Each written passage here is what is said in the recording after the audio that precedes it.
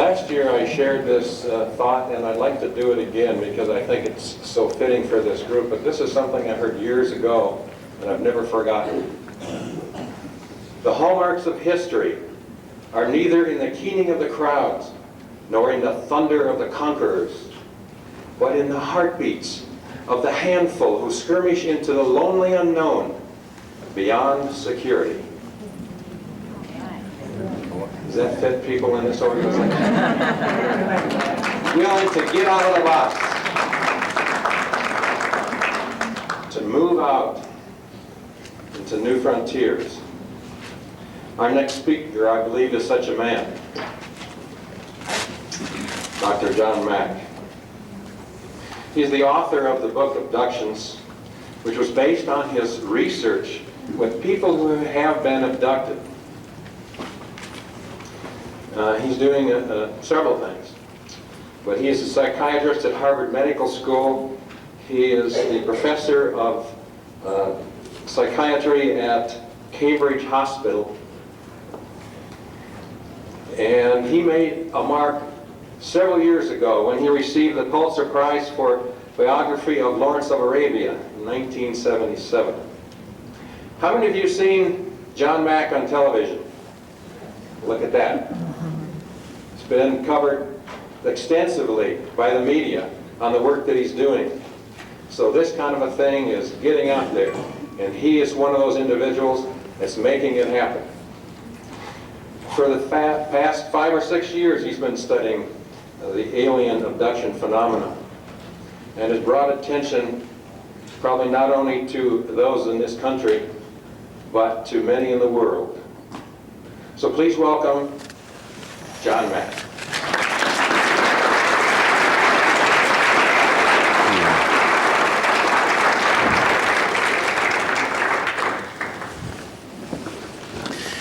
Thank you, Ron. I certainly can recognize that business about going into insecure realms. That's very familiar to me. I want to talk with you about what I've been finding over the past now nearly 6 years in studying this alien abduction phenomenon, but particularly in the context of this meeting, to talk with you about ways that we know. How do we know? What's the appropriate epistemology for a particular subject? It seems to me all science, all knowledge really, is about the discovery of patterns, and that includes the patterns of meaning.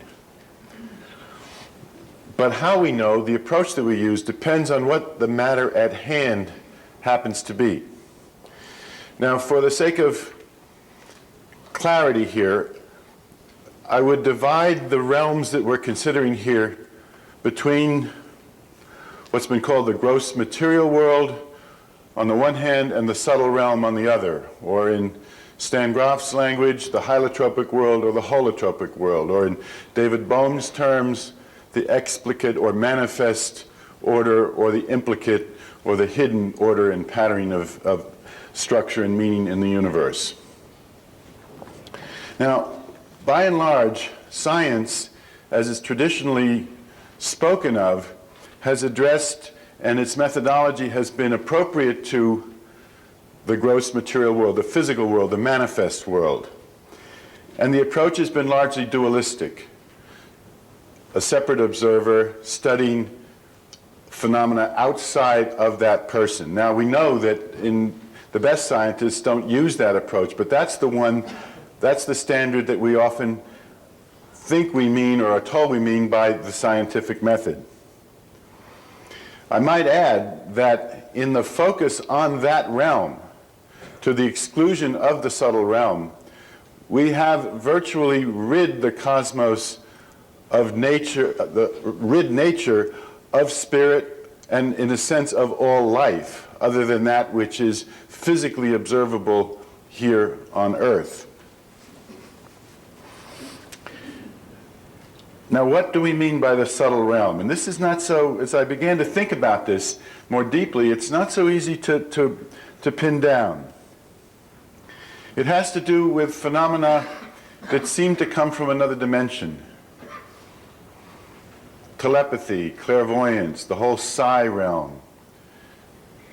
out-of-body experiences, near-death experiences, telekinesis, and the alien abduction phenomenon itself. That is, phenomena where they may manifest in the physical world, but they seem to originate in some other dimension, something unseen.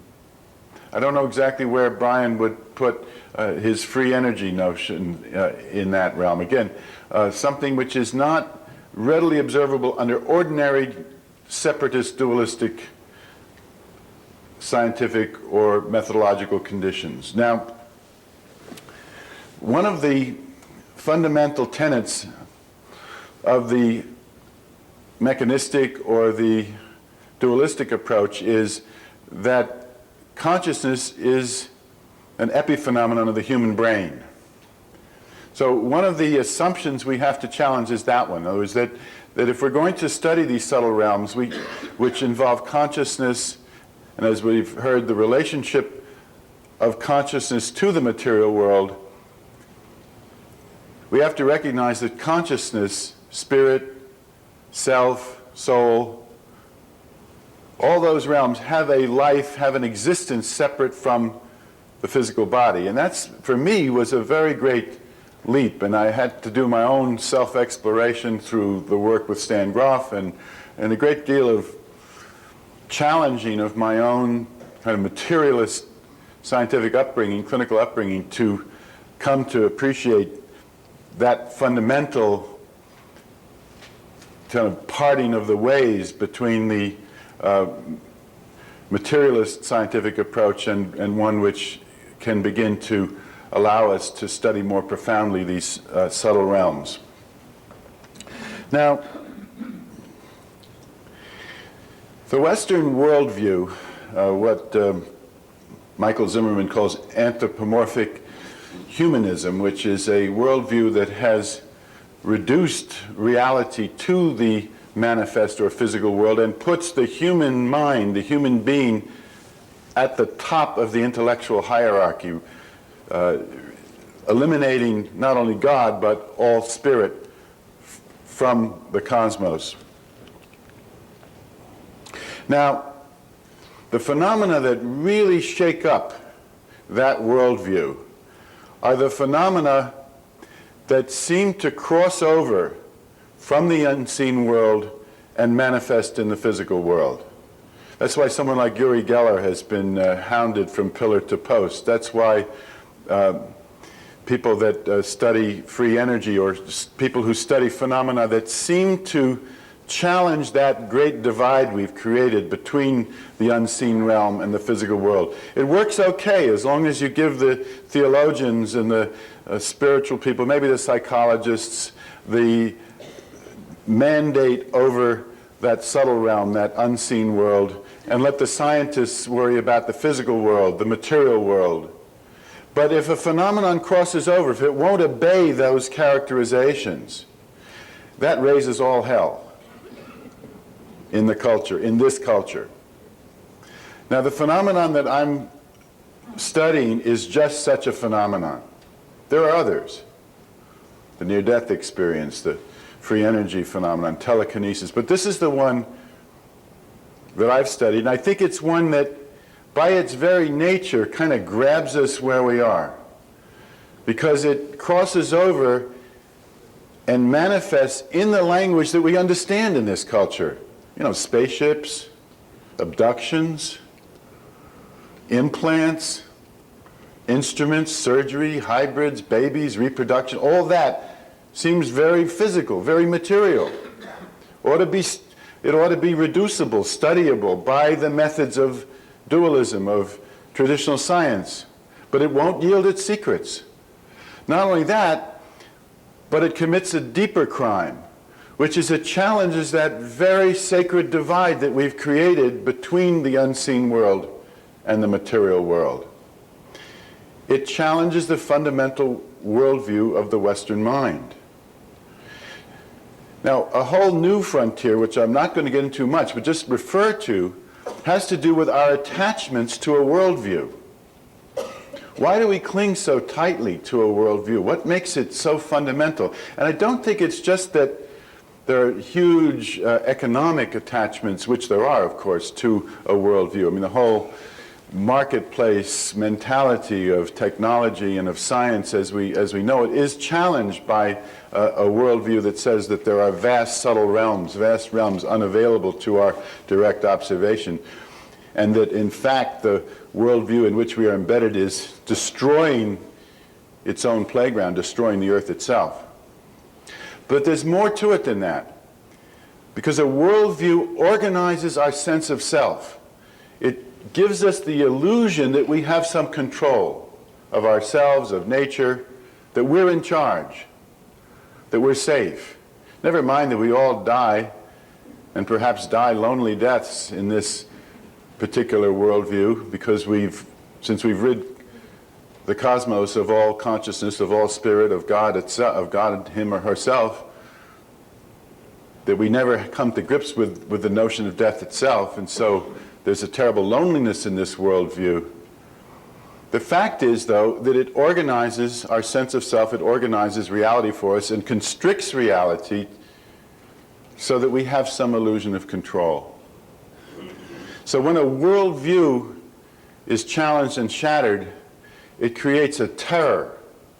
And I think that the resistance which I've encountered, which naively I rather underestimated. People say, well, didn't you know if you started saying that, you know, little green men were taking men, women, and children, and there were spirits and funny beings coming and doing it, didn't you realize that you would run into this resistance? And I guess I'm a little like that frog that, you know, where you heat the water slowly and he finally boils, you know, and I think it kind of snuck up on me, you know, because I've been at this for so many years, and I didn't say anything publicly till I kind of felt I was pretty clear what I was doing. I had hundreds of hours with these individuals. But I'm interested in the resistance because I've had to deal with it, and I've had to deal with it, as you, I think, realize, one of the most powerful expressions of this resistance has been within my own university, where I've undergone a kind of investigation of my work, which surprised me. I must say that it stirred that much, and but now I think I do appreciate that if an institution like Harvard Medical School or a church or any deep institution that's deeply connected with a worldview has that worldview basically challenged, and I think contemporary medicine is based largely on a materialist worldview, mechanistic worldview, then the empire will strike back. I mean, it will.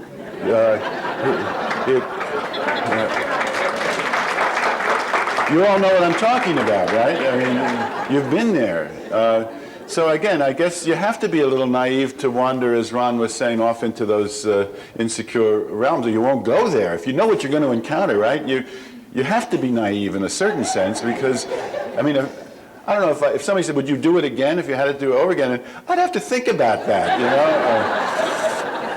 know? Anyway, we came to a kind of, you know, if what Brian said, if Bertrand, you know, if it's true what Bertrand Russell said about resistance being proportional to the square of the importance of what you're studying, I must be studying something very, very important.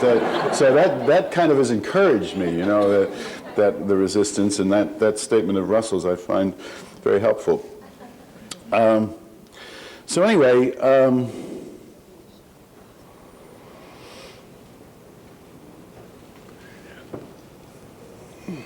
we've come to a kind of amicable agreement at Harvard. I mean, they don't necessarily buy what I'm finding, and they don't buy my methods, but there hasn't been any charges, really. I mean, there's nothing that they can, I mean, I go about what I do as conscientiously as I can, and there is a respect for the right to do that, and so we kind of are at a sort of amicable juncture of agreeing to differ, but I've committed no crime really other than the ideological one of doing something which fundamentally challenges a worldview upon which so much is invested.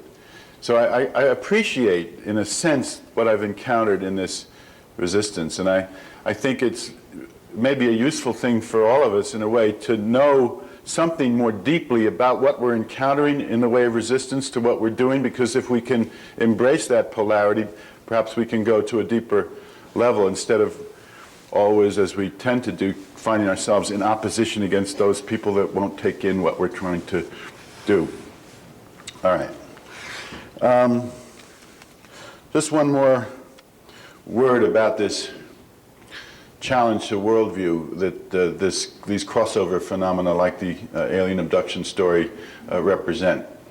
If you look at the kind of blows to human kind of collective egocentrism, you know, from starting with Copernicus and Galileo and going on to Darwin and then Freud, where little by little we were not only not at the center in terms of geography of the universe, we were not at the center in terms of being the only God-given creatures, and with Freud we weren't really even in charge of our own psychology. And finally we learned from this that we're not the smartest guys in the universe after all. In fact, we're not even in control in any sense, that other beings, funny-looking ones at that, they're not even good-looking, most of them. You know, if they were those magnificent Nordics, where we hear about, were the principal aliens, but these little guys with big black eyes can come and do what they will with us and render us helpless. I mean, that is really a fourth blow, you know, after what Copernicus, Darwin, Freud, to our collective arrogance, and of course being a bit perverse as a psychiatrist, thinking anything that can be a big blow to human arrogance can only be a good thing in terms of our development. I mean, some we have no shortage of, right? So I mean, it can help us to grow. Now, before launching into my specific work, I just want to say another word about how is a worldview maintained in a culture. And I brought this, in this notion what I call the politics of ontology, which is how a society organizes itself, particularly through a certain elite group, to determine for the rest of that society what is real. It's a kind of governance of ideas. And in this culture, there may be a very tiny group, you know, a certain small group of scientists, not all scientists, you know, the Carl Sagan group, and he's not the most rigid people, but there, I mean, there are some people that have, you know, declared this, people like me and you, this like totally irrational, you know, and they decide that, and they control the mainstream media, and certain government groups that decide what's reality. There are people that know a lot about that. You're going to be hearing more about that. So a very small elite group decide what is the prevailing worldview, what is the nature of reality. Now, so the politics around determining the nature of reality is a particular politics that we haven't really thought about that much. We think about the politics of economics and of governance of communities, of the social order, but not how we are governed around what we're supposed to think is real. Now, an interesting thing is happening, though, in this culture, and Michael Zimmerman has pointed this out. With the mass media, with public education being as extensive as it is, everybody's getting kind of smart, right? People know their experiences. They know they've had experiences that don't fit the prevailing mechanistic worldview. Not just you guys, who were all here, but wherever I go to talk about this, 80 to 90 to 95 to 98% of the people, they know there's an unseen world. They know there's a hidden dimensions of reality. They know there are subtle realms. They may not use this kind of language, but they know their own experiences, and they trust their experiences, and they're not fooled by NBC or by the New York Times or Time Magazine or those official arbiters of the truth and reality. So that we have this kind of samizdat of reality going on here, this undercurrent of knowledge that the world, the universe, is not the universe we're being officially told it is. So it's really going to be an interesting thing to see when the mainstream of the culture, when this 1 or 2% elite that determines what we're supposed to think is real suddenly wakes up to the fact that it's not being bought. You know, it's going to be an interesting moment. We're getting near that moment, I think. Okay.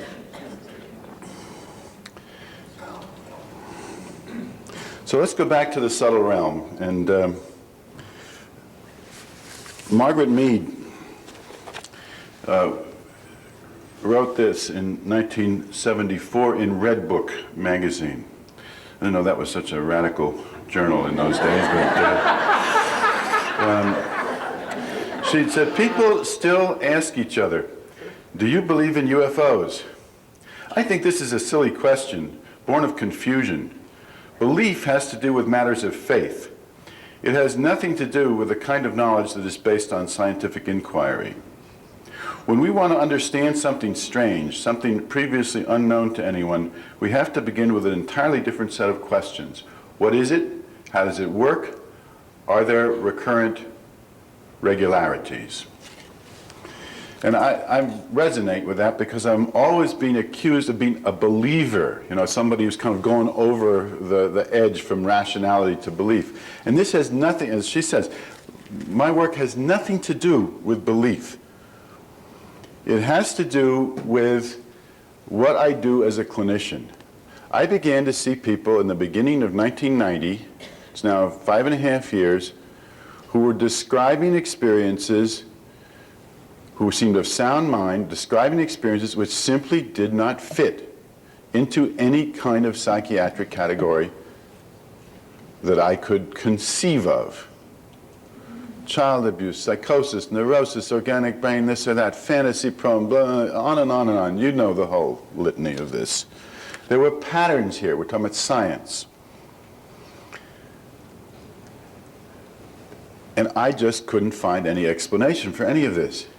And I always say this to audiences, there is not a single abduction case which fulfills the really rather simple criteria of an authentic case, which is that the person reports, with or without hypnosis or with or without a relaxation exercise, observing some kind of humanoid beings being taken against their will, not always traumatically, but not with their own choice, into some kind of enclosure and subjected to intrusive, both traumatic and sometimes elevating procedures. That's, you know, there are now thousands of those cases described. The patterns are very clear down to very, very specific details, and not one of those cases has been shown to have a cause other than what the person says happened to them, right? There isn't a single case that's revealed behind this is some kind of strange depression or child abuse or something else. And clinicians have made intense efforts to find this to be something else because the motivation is very strong to shoot this down, to find another cause, what I call the anything but syndrome. Anything but that we are being visited by some kind of strange intelligence that is entering our world in just this way. But the methodological issues here are important. How do we know? How do I do this? In a way, it's easier for a clinician, a psychological clinician, psychiatrist, whatever, because that's the way we always work. We are not basically people who get anywhere by standing back from somebody and observing them as specimens. The way we always work, if we're going to be useful and helpful and truthful with people, is by entering into their worlds, by a kind of intuitive use of our total self, as Dr. Pond was talking about, where we use our intellect, we use inspiration, we use intuition, we use everything, our total selves, our total psyches, our total consciousness. Consciousness is, in effect, our instrument of knowing here from the beginning of our field, if we're doing it right, if we haven't pretended, if we haven't sold out and gone over and tried to act like physicists or biologists, but are true to our roots as psychological professionals, then it should come naturally that the way we learn in this field is participatory. It's non-dualistic. It's a kind of relational way of knowing. Now, it's very easy for people coming from the dualistic approach to say, well, you're contaminating the field. Your influence, you're leading. And it's very difficult to deal with that argument in a sense, because you're not leading. And as in part of my defense, I had everybody I'd worked with address that question in affidavits, and not one said I led them. They said I challenged them. But you can't get away from the fact that you have two or more consciousnesses, in a sense, interacting, energy fields connecting, and that what emerges is out of that participation, out of that relationship. Then after you do that, you look at what you've got, and then you apply a rational judgment of what is this material? Was this person trying to please me? Was this authentic? What was the emotional intensity that came with it? Was the emotion appropriate to what they're talking about? All the things that psychological clinicians do to assess, is this something that you believe in this, not belief as religious belief, but believe because you feel the person is authentically communicating to you what as best they can tell you occurred. Also, the people that I work with, and again, these are the kind of things that go into a clinical assessment, they doubt as much as I do what's going on. In other words, they all will often come to me saying, you know, can you make this go away? They'll say it's a dream. Or this strange thing is, they want it to be found to be part of their psyche, not to be real. And I've seen case after case after case where the lips quiver, tears come down the person's cheeks. They become stunned at the moment in the session where they realize that they weren't asleep, it was not a dream. Or that I tell them, yes, I'm sorry, but I know many people have had these experiences as well, just like you. And then they realize, and one woman said to me a few days ago, but if it's real, then it can happen again. And I can't stop it, and you can't stop it. They want it to be a clinical phenomenon that will go away, or that I can cure, give them a pill, or talk them out of it, or interpret it in some dynamic sense, which of course is what many of my colleagues want to do as well.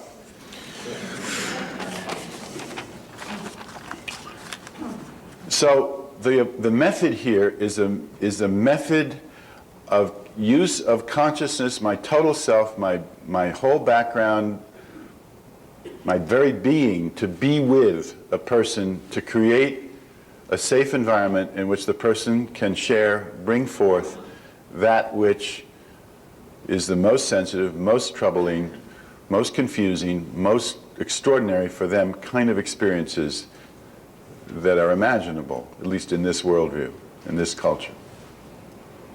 And I've worked intensively now with over 100 people, done hypnosis or some kind of, it's not really hypnosis, it's a kind of relaxation response where the person closes their eyes and just goes back inside. And contrary to what you hear about hypnosis bringing distortions, I trust often what will come out in those relaxation sessions because the feelings are so intense. The person is able to bring forth much more ignoble kinds of experiences, more humiliating experiences often of being on the ship and having a man having a cup put over his penis and ejaculate against his will and that kind of thing, rather than when the person tells you in conscious memory, they tend to organize it in a way that's less humiliating, more appropriate to their sense, their self-regard. And the basic phenomenon of abductions, and this does not mean, by the way, again, there's no statement you can make in this field that's 100% true, that there are paradoxes all over the place. For example, not every case, I don't believe every case of abduction that the physical body is taken. Yet there are many cases in which the person is witnessed to be not there when a child, for example, goes into the mother's room at night and the mother's gone and the mother reports an abduction experience at that time. But there are also cases where the person is experiencing an abduction and other people observe they still are there. But the basic phenomenon, the intrusion of humanoid beings into the person's life, the experience of being taken through walls, a beam of light, paralyzed into some kind of enclosure and subjected to a variety of procedures that are intrusive, that result in the creation of some kind of hybrid species, involve very powerful information about the threats to the planet, nuclear war, ecological change, the phenomenon of the expansion of consciousness that occurs for the people that undergo these experiences, and also for people that work with them and the people that will listen to what will be open to what this is about. I mean, the phenomenon is consistent, and it's consistent worldwide. My colleague Dominique Kalamanopoulos and I have been traveling to Southern Africa, to Brazil, many countries in Europe. We're getting reports from all over the world that the basic phenomenon has a core of reality to it. We worked with a South African medicine man, Credo Mutwa, who's a Zulu leader of his people, and when he was 38, he had a classic abduction experience, which was part of his training as a shaman. He was in the bush. Suddenly, he's in an enclosure. There's these humanoid beings with the big black eyes are around him. He's terrified. They do something to his penis. He says he thinks his first wife left him because it left some harm to his penis. At the same time, he also talks very intensively about how the mandindas, as this Zulus call the alien beings, the mandinas are trying to teach us about the threat to the earth, about the environment, about what's happening here. And we've similarly found a case in a Brazilian farmer, absolutely classical abduction case. So this is another frontier that we're exploring.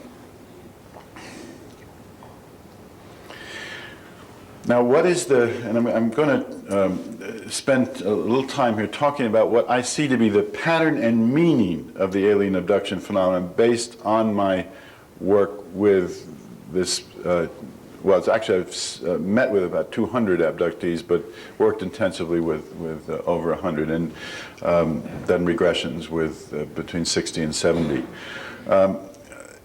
What is the pattern of this phenomenon? What is and that includes the meaning of it. First of all, abductees are being told this over and over and over again, that this is occurring in the context of the threat to the earth as a living system. This is some kind of response to the ecological devastation that this particular species has undertaken, which doesn't mean that something related to this phenomenon hasn't existed from before the early 60s and the Betty Barney Hill case. But in its present intense form, it's related to the destruction of the earth. Credo Mutwa, the African medicine man, said that the earth in African mythology is one of what they call mother planets. There are 25 mother planets in the cosmos, and we're destroying one of them. And as one of the abductees put it, this is an effort at a cosmic correction, that the earth has a place in a larger fabric of meaning and significance in the cosmos, and this one species cannot be allowed to destroy it for its own egoistic purposes. So this other intelligence as a kind of intermediary between source and us is a kind of emissary of that correction, which doesn't mean that every alien being is in that mission. I'm not saying that, but this is a dominant pattern that I get in case after case, and relates to the principal set of beings that we're dealing with. Next, that the message comes through to us over and over and over again, and I'm going to give you some clinical material related to this, that we have lost connection with what the aliens and the humans that have these experiences call source, or home with a capital H, source with a capital S, which is the divine core of creativity, the light. Different traditions have ways of talking about this, but we have come too far from that. We have lost that connection. Next, that these encounters are changing consciousness of the people that are undergoing it, and I believe changing consciousness on the planet, in order to bring us back and reconnect us with Source. The hybrid program, which can be deeply traumatic for the people, the mothers and fathers who are brought back to see these hybrid children that they can't know when they're going to be able to see again, or asked to bond with them. The hybrid program is a kind of awkward insurance policy for the next step of evolution. We don't know what reality those hybrids exist in. it could be some intermediate dimension between the material world and the unseen world. But it's the step of evolution that is being created in the cosmos as if we had destroyed ourselves and all the other hundreds of thousands of species that we're destroying. And finally, the human-alien relationship is neither good nor bad. It's hurtful, it's harmful, it's traumatic, but it just is. It's reciprocal. It's not simply about what their motives are, what our motives are. We don't know from what dimension of source the whole thing is being orchestrated, but it's reciprocal and it serves them and us. Or it serves evolution, perhaps. Perhaps it serves neither of us, neither species. Now I'm going to tell you about the case of Barbara. She's a 34-year-old mother of 4 children. Her oldest son was killed violently in an automobile accident several months ago, and her abduction experiences, her encounters have been important in her being able to integrate that terrible loss and put it in some kind of larger cosmic perspective. She's had just about every type of abduction experience you can imagine, from the being used for this breeding project to having a dual identity, both serving the aliens and being identified with them and doing their work, as well as experiencing the trauma of it. She has a complex religious background. She has Central American origin, where she has both African-derived religious background and is also raised as a Christian. And she's been struggling to overcome the victim status of her abduction experiences, to transform the experience, to grow from the experience, and she has undergone profound kinds of transformation in the context of her encounters. The session that I'm going to quote some transcript material from occurred on July 31st. This summer. She had had ongoing encounters with the beings during the days before that. She struggled with those encounters to change them into one in which there was more reciprocal exchange. She felt they were struggling to connect with her at a soul level, even take her soul, to connect body and soul with her.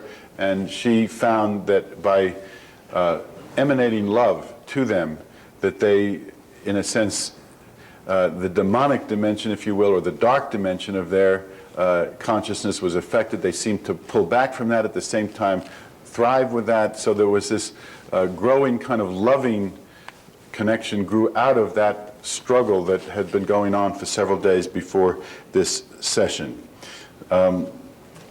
This was nothing, there was no regression here. We're just talking. She says, referring to love, I think it's a real power. I think it's the most powerful thing in the whole universe and every other universe that we know. I think it's what everything is made of. I think it's what started everything, and I think everything has that love in it. Barbara does not have the kind of sophisticated intellectual or spiritual background that would, a lot of what she's talking about here, if you knew her, you'd realize it had to come from something of her experience. It was not something that she had learned or through reading or through her education. She says, I look at love as like an umbilical cord that connects my soul to the main major source where all this love comes from. That's how I look at love. It's my cord, it's my umbilical cord, it's my extension cord. Speaking of the aliens, they seem very frail. She says, I think they're after our love and our experience, and I think they envy us, and I think they're jealous of us. I think that maybe if they try to create these half and half babies or whatever, I think maybe that's so they can use those bodies for themselves, trying to somehow, if they get enough human qualities in that body, they can use that body for themselves, and then try to get nurturing from the mothers or from someone else. Now that, I hear case after case, that they envy our dense physical embodiment. They treasure our sexuality, our nurturance, our intense physicality. So that's something that they want from us. while we in turn, they for us play this role of cracking our distance from source, our egoism. They're kind of emissaries opening us up and returning us to source. They're like starving children who are trying to sneak in with the other kids who are the other babies who are being breastfed. I think that they remember what this felt like. They know what it feels like, and I think they want to go back to that. But for some reason, I don't know why, they can't connect to the source the way we can, and I think they have to go through us to connect to the source, which again is paradoxical because in another sense they're emissaries from source, but what she means here is that they don't have the kind of deep, rich, physical, emotional, spiritual experience of connection with source. She says, they have to actually be in me, and for me to give up my body or whatever, my soul willingly, and have them come in. I think that's the only way that they can even try to connect with the source. To me, it's like they're trying to use tricks, and I don't know why. I'll tell you one thing, I don't consider them evil in the way that, we look at evil. I don't say that they're bad or good or anything like that. I think that they're just, that's the way they are. I do believe we all came from the same place. I believe if we look back on religion and myths and legends, I think all the answers are there. But we've gotten to the point here where we consider ourselves so technologically advanced and so educated and just up there that we don't even think it's necessary to remember where we came from. We've been educated fools. I think that religion has been made into a tool that keeps us blind or that keeps us from remembering where we came from. I think Source's purpose for letting that happen, that is the beings coming and doing this, encountering us this way, this is just totally weird, but I think Source's purpose was to let us remember things, to bring back memory of us, of Source, to empower ourselves. I mean, the power has always been in there. It's always been there. It's not like Source is giving you this power now. It's always been there. It's self-realization. It's to open up your consciousness more. I think it's almost like a baby going from crawling to walking and realizing that I am. That's what I think Source's reason was for this. I am. I think there's so much more to this body. I think even our DNA, we don't even know a lot about our DNA. I think we can restructure our DNA. I think we can become what the Bible said. That in the last days, people will have new bodies, indestructible bodies. They will be new beings, and I think it's all inside of us. It's all here, this package. And I think the mind is the key. I think our minds will expand and open, and I think that whole percentage of the brain that we don't even use, we're going to remember how to use it. And I think we will free ourselves because I don't think humans are free.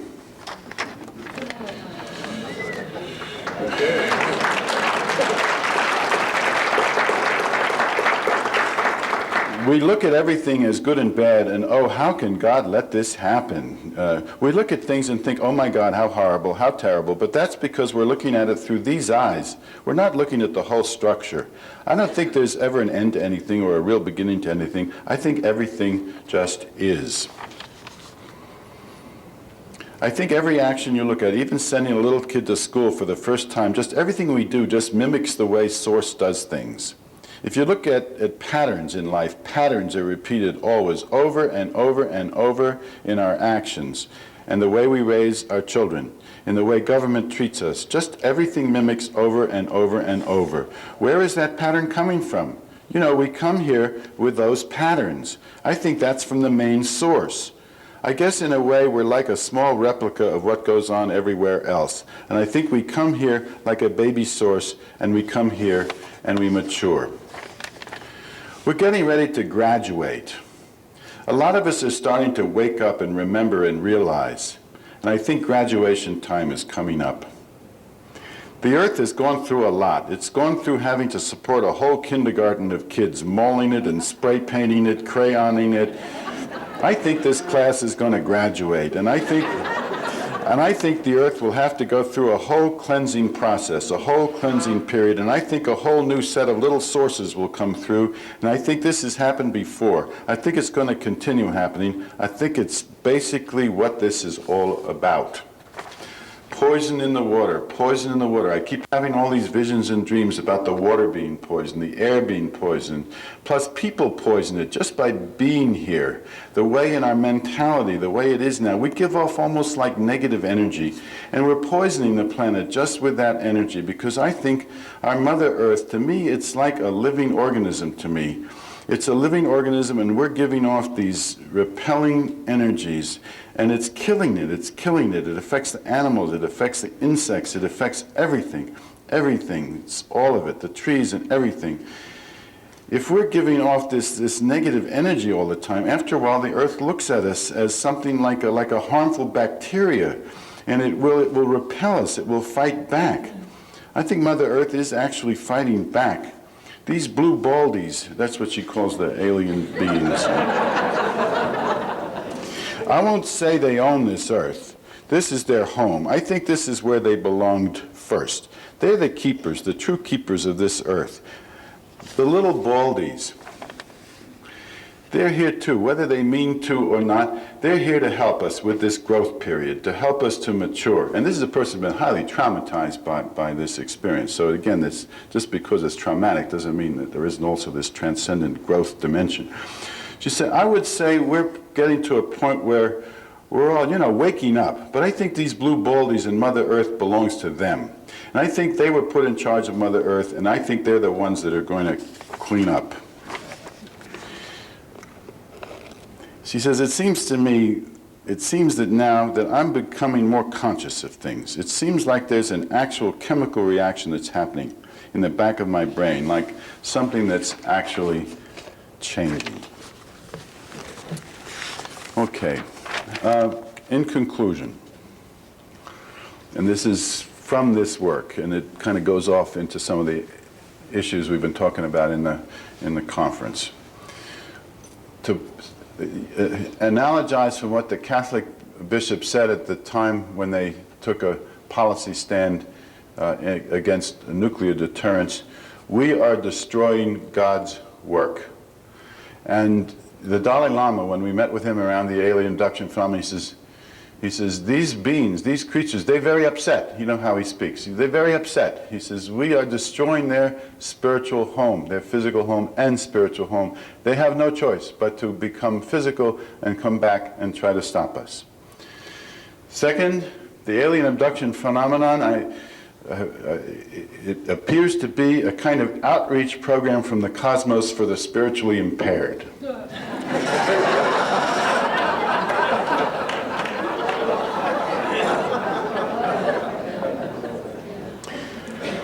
We and the beings come from a common source, and that love is at the core of the cosmos as its essential creative power.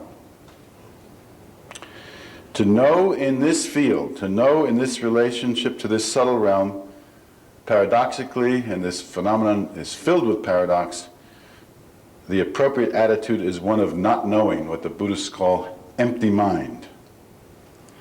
Knowledge here is like the creation of the universe itself. As the universe emerged from nothing, so knowledge in this area will emerge from radical not knowing. The new paradigm we've heard so much about has to do with, I believe, a different notion of our relationship to reality. One that is co-creative, evolutionary, that we are co-creating with nature and with God. That our job at this time, all of us, is to overcome the dualism, the separateness that has characterized not only our worldview, but our scientific approaches to all of the realms that have been studied up till this point. That our job now is to integrate the polarities at every level. At the intrapsychic level, the darkness within us, as well as our transcendent, loving spiritual selves. At the interpersonal level, in terms of individual human relationships and collective relationships.